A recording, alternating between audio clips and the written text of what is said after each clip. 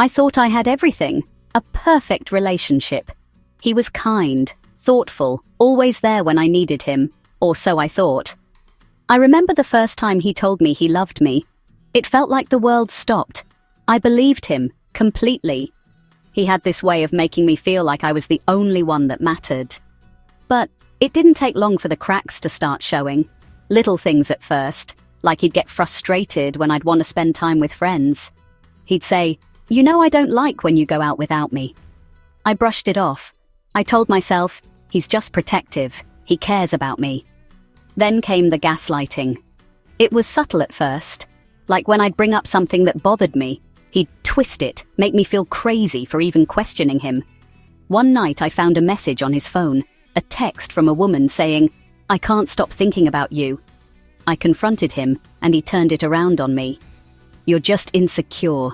You're imagining things," he said, and I believed him.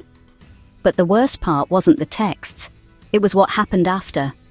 I started noticing things disappearing, small things at first, my favorite necklace, a book I'd left on the shelf.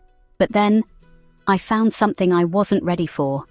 One morning, I went into his closet looking for a jacket and I saw it, his other phone, the one he'd been using to talk to her. I opened it.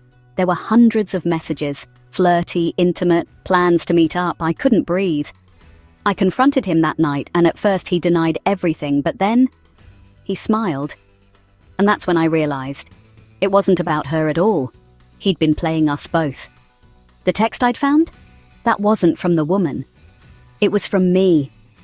I was the one he was manipulating into believing I was crazy. I was the other woman. He had a second life, a life where I wasn't the girlfriend. I was just his pawn in a game he'd been playing all along. I left that night.